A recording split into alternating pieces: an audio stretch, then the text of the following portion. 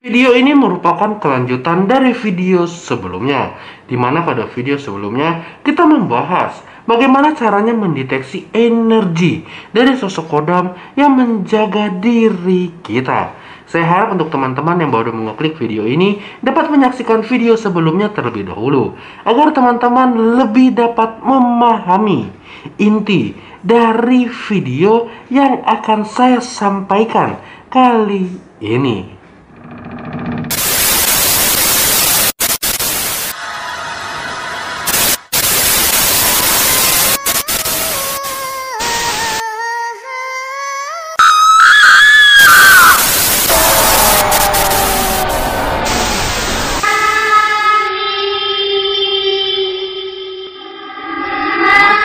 Di channel Animus Sang Indigo, channel yang akan membahas berbagai perjalanan, pengalaman, serta pengetahuan supranatural, baik yang saya alami sendiri ataupun yang dialami oleh teman-teman Indigo lainnya. Sebelumnya saya ingin minta maaf kepada teman-teman karena mungkin dalam beberapa minggu ini saya sangat jarang mengupload video, dikarenakan memang dalam minggu-minggu ini saya memiliki kegiatan yang padat sekali, sehingga sangat sulit bagi saya menyisakan waktu untuk membuat video dan membagikannya kepada teman-teman. Namun, minggu ini merupakan minggu yang sangat luar biasa bagi saya, dikarenakan pada minggu ini channel saya, channel Animus Sang Indigo, berhasil mencapai 10.000 subscriber. Tentu saja pencapaian ini dikarenakan dukungan dan support dari teman-teman yang menyaksikan video ini. Tanpa dukungan dan support dari teman-teman, maka channel ini tidak akan pernah mencapai 10.000 subscriber. Sekali lagi terima kasih untuk teman-teman yang telah mendukung channel saya. Saya harap channel ini kedepannya tetap memberikan berbagai macam informasi, tetap membagikan berbagai macam pengalaman, tetap memberikan berbagai macam pengetahuan supranatural kepada teman-teman, sehingga teman-teman yang menonton video ini dapat lebih lagi menggali kemampuan supranatural yang ada pada diri teman-teman dan dapat bermanfaat baik bagi diri teman-teman maupun bagi orang-orang di sekitar teman-teman. Pada video sebelumnya saya telah menjelaskan bagaimana caranya agar diri kita dapat mendeteksi energi dari kodam yang mendampingi diri kita. Tentu saja dengan mengetahui energi yang dibawa oleh sosok kodam, kita dapat memahami apakah dengan keberadaan kodam tersebut dapat membuat diri kita menjadi lebih baik, atau malah dengan adanya sosok kodam tersebut membuat diri kita jatuh ke dalam kesesatan. Dan pada video sebelumnya pun saya telah membahas mengenai sosok kodam yang dapat diturunkan seseorang kepada keturunannya. Tentu saja kodam yang dapat diturunkan sudah masuk ke dalam kategori sebagai kodam leluhur.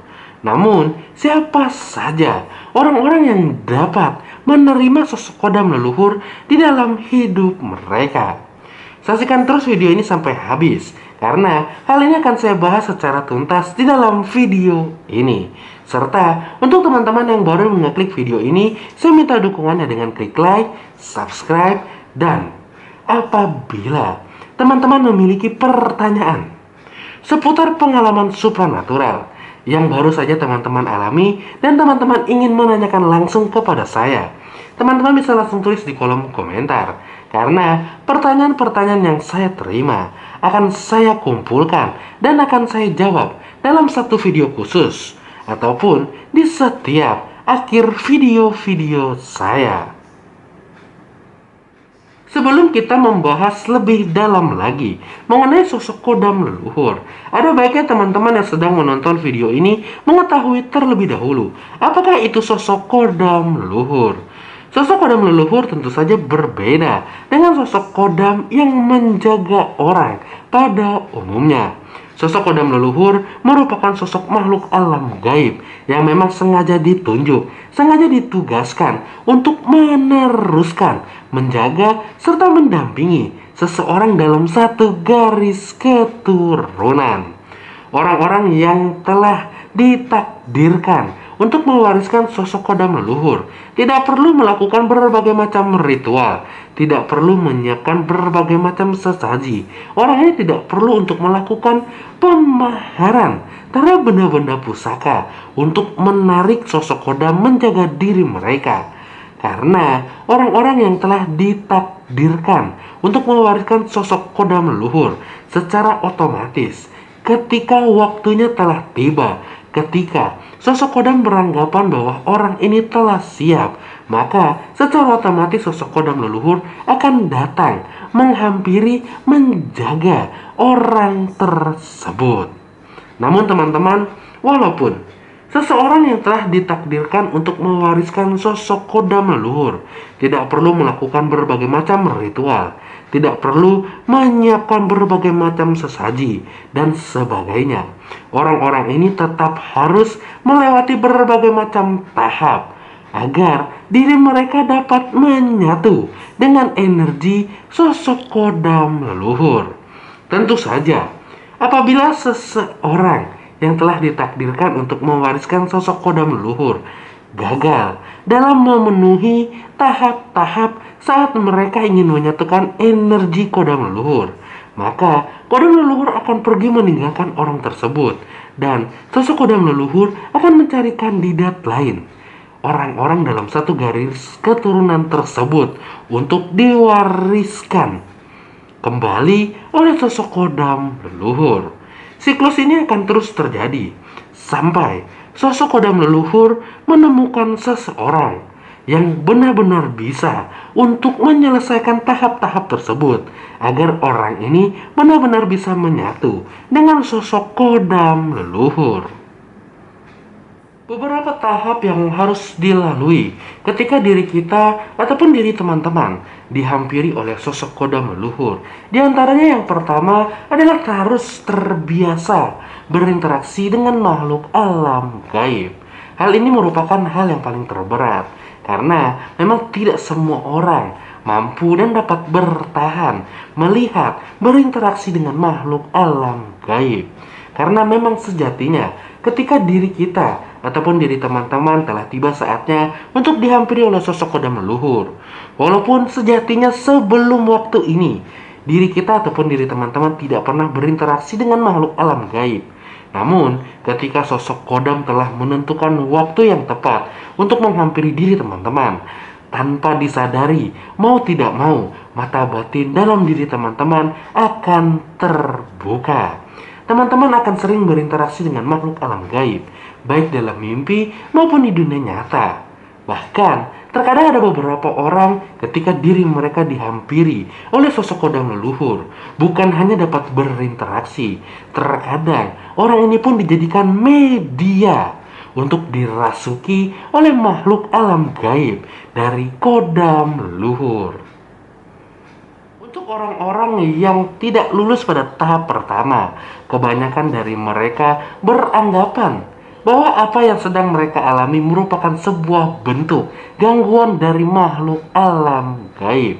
Bahkan kebanyakan orang malah melakukan pembersihan diri untuk mengusir sosok makhluk alam gaib yang datang menghampiri diri mereka. Tentu saja apabila seseorang yang telah dihampiri oleh sosok kodam leluhur dan orang ini melakukan pembersihan untuk mengusir sosok kodam leluhur, maka sosok makhluk alam gaib tersebut akan pergi meninggalkan orang ini. Dan seperti yang saya katakan, sosok makhluk alam gaib akan mencari lagi seseorang dalam garis keturunan untuk dia wariskan, untuk mereka jaga dan didampingi. Tahap yang kedua yang akan dilewati saat seseorang dihampiri oleh sosok kodam leluhur adalah dapat melihat kejadian-kejadian baik di masa lalu maupun di masa yang akan datang. Pada tahap ini biasanya seseorang yang dihampiri oleh sosok kodam akan mengetahui berbagai macam latar belakang dari anggota keluarganya, Bahkan, orang-orang ini juga akan mengetahui berbagai macam latar belakang dari anggota keluarga yang mungkin saja telah tiada sebelum diri mereka lahir. Tentu saja kejadian-kejadian ataupun kilasan-kilasan yang mereka lihat diberitahukan oleh sosok kodam leluhur yang menghampiri diri mereka. Tahap ketiga adalah tahap untuk menerima berbagai macam benda pusaka. Ya, hal ini memang tidak semua orang mengalaminya, tapi banyak sekali kejadian-kejadian ketika seseorang dihampiri dan diwariskan kodam leluhur. Bukan hanya sosok kodam yang akan datang menghampiri orang tersebut. Akan ada banyak sekali benda-benda pusaka yang dahulunya telah terlebih dulu disimpan, dijaga, dan dirawat oleh nenek moyang mereka berdatangan menghampiri diri mereka. Tentu saja orang yang menerima kedatangan benda-benda pusaka ini harus melanjutkan merawat benda-benda tersebut. Bahkan terkadang bukan hanya sebuah benda, sebuah kemampuan pun akan datang ke dalam diri orang tersebut, baik kemampuan penyembuhan, baik kemampuan secara fisik, dan kemampuan yang lain-lain. Oleh karena itu, orang-orang ini harus siap untuk menjaga, merawat baik benda pusaka maupun kemampuan yang telah diturunkan kepada diri mereka. Apabila orang ini berhasil melewati 3 tahap, maka sosok energi kodam dapat menyatu dengan diri mereka. Setelah mengetahui beberapa tahap yang harus dilakukan agar diri kita dapat menyatukan energi dari sosok kodam leluhur, pasti akan muncul satu pertanyaan di pikiran teman-teman. Bagaimana seseorang bisa diwariskan sosok kodam leluhur? Karena memang tidak semua orang dalam satu garis keturunan dapat ditunjuk untuk menerima pewarisan sosok kodam leluhur. Ada beberapa faktor-faktor penentu yang membuat seseorang dalam satu garis keturunan dapat ditunjuk untuk mewariskan sosok kodam leluhur.